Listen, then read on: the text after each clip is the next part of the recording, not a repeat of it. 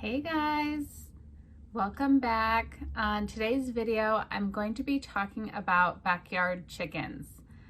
And this is the third video in my series on my self-sufficient life.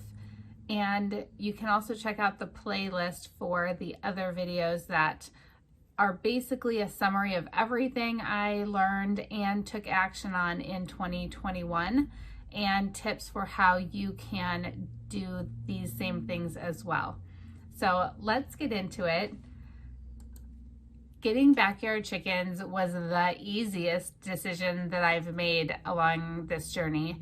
Telling my two teenage daughters that we could actually take little chickies home from Tractor Supply was about the best day we had this year. And the thing you need to know when you're buying them is the pullets are female hens. They're going to lay eggs for you. The straight run are pretty much a crapshoot. You don't know what you're gonna get, and but for me, they were actually the prettier of the two choices. So I got 8 pullets and 3 straight run, and my 3 straight run ended up all being roosters. I did a whole separate video that tells you exactly what I have done with my roosters. I moved them away from my hens for the winter, but you can check out that video. I'll link it above. We started with a little brooding area in the basement. It was basically like a 4-foot by 4-foot wire pen that I put pine shavings in the bottom. And that's where they learned how to eat and drink and grew for a couple of weeks. And there are videos on how to raise backyard chickens online, so just check those out. I actually had some old vertical blinds that I wove through the fencing, and that created my protective areas. And then once they got a little bit bigger, I hadn't made a decision about their coop yet, so I moved them to my garage.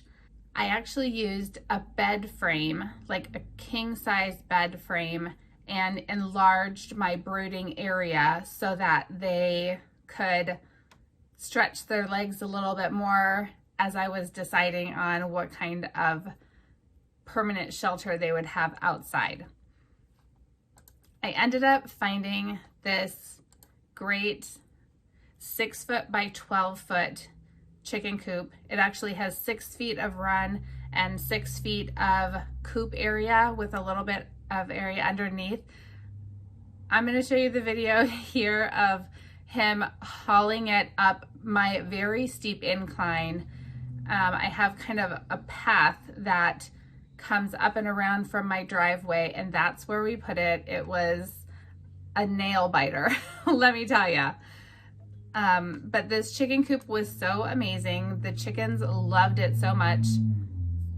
And this was about 2 months in.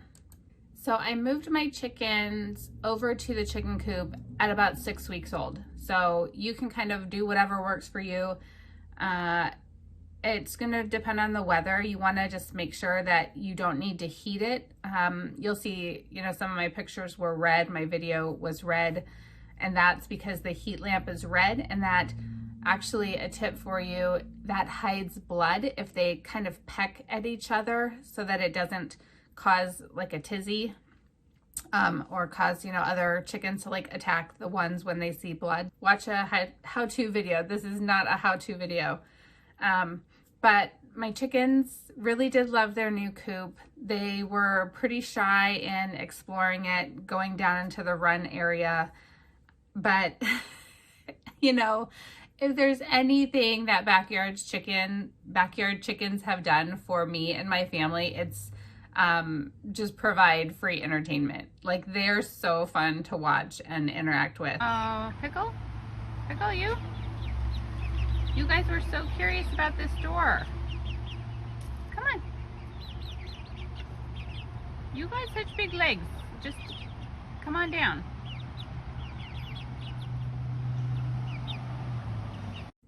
They did eventually figure out how to come down that that chicken run plank, and I do let them out of that enclosed area sometimes, but I live on a really busy road and I'm still pretty skittish, but they definitely helped me clean out my garden area at the end of the summer and still enjoy looking for worms in there. My white chickens lay white eggs and my black chickens lay brown eggs. And so I have 4 of each of those. Someone told me actually that they lay the same color of eggs that they have the color of their ears. I didn't even know they really had ears. I guess it's an assumption that they have ears. But I've also heard that it matches the color of their feet. So I have a white Silkie, that's Pickle. I have Wyandotte, I think that's what Spot is. Very, very pretty, but small. That's actually a good thing when they're hopping onto the hens.